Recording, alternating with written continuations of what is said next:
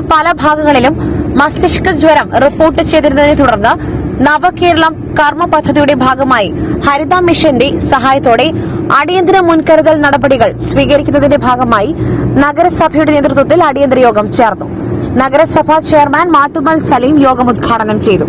മുനിസിപ്പാലിറ്റിയിലെ എല്ലാ തോടുകളും ശാലകളും ഒക്കെ തന്നെ ഓരോ വർഷവും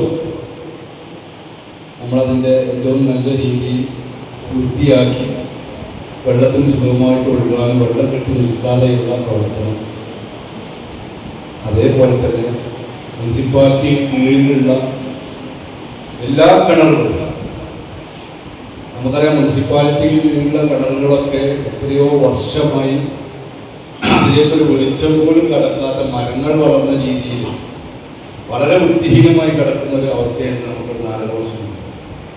ഞങ്ങൾ അധികാരത്തിൽ വന്ന ശേഷം മുനിസിപ്പാലിറ്റി വിട്ടുകിട്ടിയ മുനിസിപ്പാലിറ്റിയുടെ കീഴിലുള്ള എല്ലാ കിണറുകളും വെള്ളം തേടി വൃത്തിയാക്കി ദുഷടിക്കുന്നത് ദുഷടിച്ച്, അതേപോലെ തന്നെ റിങ്ങിറക്കുന്നത് റിങ്ങിറക്കി, നല്ല നമ്മളൊക്കെ പറയുന്ന പോലെ പട്ടത്താളം കെട്ടി മുനിസിപ്പാലിറ്റി പെയിൻ്റടിച്ചിട്ട് യാത്ര ചെയ്യുമ്പോൾ എല്ലാ കിണറുകൾ കാണുമ്പോൾ ഫ്ലോറിനേഷൻ ചെയ്തൊക്കെ ചെയ്തിട്ടുണ്ട്. അത്തരത്തിൽ പിന്നെ ഈ വെള്ളത്തിൽ നിന്നും വരുന്ന അസുഖങ്ങൾ പോലെയല്ല ഇപ്പം നമ്മൾ റിപ്പോർട്ട് ചെയ്തിട്ടുള്ള ഈ മസ്തിഷ്ക ജ്വരം എന്ന് നമ്മൾ മനസ്സിലാക്കും. ഇപ്പം നേരത്തെ ഞാൻ പറഞ്ഞ മഞ്ഞപ്പിത്തം പോലുള്ള രോഗങ്ങളെ പോലെയല്ല. അത് പിടിപെട്ട് കഴിഞ്ഞാൽ രക്ഷപ്പെടാൻ നല്ല ബുദ്ധിമുട്ടാണ്. ലക്ഷക്കണക്കിന് രൂപ ചെലവാക്കിയാൽ പോലും ഈ മസ്തിഷ്ക ജ്വരത്തിൽ നിന്ന് നമ്മൾ രക്ഷപ്പെടില്ല എന്ന് ആദ്യം നമുക്കൊരു ബോധമുണ്ടാകും. നഗരസഭ ക്ലീൻ സിറ്റി മാനേജർ മൻസൂർ കാരാട്ടുചാലിൽ സ്വാഗതം പറഞ്ഞ യോഗത്തിന് സ്ഥിരം സമിതി അധ്യക്ഷൻ PM ബഷീർ അധ്യക്ഷത വഹിച്ചു.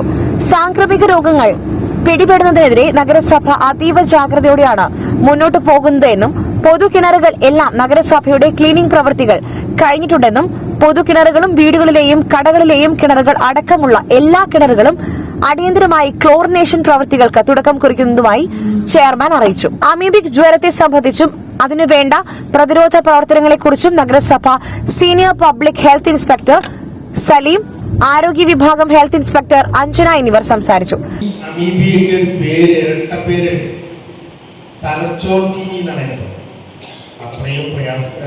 തലച്ചോറിനെ നേരിട്ട് ബാധിക്കുന്ന ഒരു അമീബയായതുകൊണ്ട് ഇതിനെ ആ ഒരു പേരിലും അറിയപ്പെടുന്നു. യഥാർത്ഥത്തിൽ നൈഗേറിയ ഫൗളറി എന്ന് പറയുന്ന ഒരു വിഭാഗത്തിൽപ്പെട്ട അമീബയാണ് ഈ രോഗം ഉണ്ടാക്കുന്നത്. ജലത്തിലൂടെയാണ് പകരുന്നതെന്ന് പറഞ്ഞു. ഈ അമീബയ്ക്ക് പ്രത്യേകത ഉള്ളതെന്ന് വെച്ചാൽ ഒരു 25 ഡിഗ്രി മുതൽ 40 ഡിഗ്രി ഉള്ള സാധാ ജലത്തിന്റെ ഒരു ടെമ്പറേച്ചറിലാണ് ഈ അമീബ ധാരാളമായി കണ്ടുവരുന്നത്. മറ്റൊരു പ്രത്യേകത എന്ന് പറയുന്നത് വളരെ പ്രതിരോധശേഷിയുള്ള ഒരു അമീബയാണ്. കാരണം ചൂടിനോട്, ക്ലോറിനോട്, അൾട്രാവയലറ്റ് ഇതിനോട്, ഉദാഹരണത്തിന് നമ്മളെ അടുക്കളയിലൊക്കെ നമ്മൾ ചിലപ്പോൾ UV ഫിൽറ്ററൊക്കെ വെച്ചിട്ടുണ്ട്, എനിക്ക് പ്രശ്നമൊന്നും ഉണ്ടാവില്ല കരുതി ഇരിക്കണ്ട. ആ വെള്ളം ഉപയോഗിച്ചാലും ഒരുപക്ഷെ ഇതുണ്ടാകാം.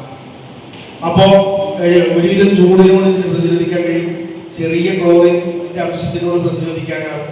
അങ്ങനെ വളരെ പെട്ടെന്ന് നശിപ്പിക്കാൻ കഴിയാത്ത ഒരു സാധനമായതുകൊണ്ട് തന്നെ ഇത് വെള്ളത്തിൽ കുറെ കാലം നിൽക്കും. അല്ലെങ്കിൽ ഒരു പ്രദേശത്ത് വളർന്നാൽ ആ പ്രദേശത്ത് വളരെ പെട്ടെന്ന് ആ അസുഖം പെട്ടെന്ന് നമുക്ക് തുടച്ചു നീക്കാൻ കഴിയാത്തൊരവസ്ഥ. പ്രതിരോധ പ്രവർത്തനങ്ങൾക്ക് നേതൃത്വം നൽകുന്നതിന് ക്ലീൻ സിറ്റി മാനേജറെ സെക്രട്ടറി ഷറഫുദ്ദീൻ ചുമതലപ്പെടുത്തി. യോഗത്തിൽ public health inspector Vinod K, Bindu DV, നവകേരള മിഷൻ റിസോഴ്സ് പേഴ്സൺ ശില്പ എന്നിവർ തുടർ നടപടികൾ ആസൂത്രണം ചെയ്തു. യോഗത്തിൽ കൌൺസിലർമാരായ ഗോപാലകൃഷ്ണൻ, സ്വപ്ന, ആരോഗ്യ വിഭാഗം JHIമാർ, ആശാവർക്കർമാർ, അംഗൻവാടി ടീച്ചേഴ്സ്, കുടുംബശ്രീ പ്രവർത്തകർ, ഹരിത കർമ്മസേന അംഗങ്ങൾ, റെസിഡൻസ് അസോസിയേഷൻ ഭാരവാഹികൾ എന്നിവർ പങ്കെടുത്തു. SS Gold, Pure Gold. SS Group, Nilambur.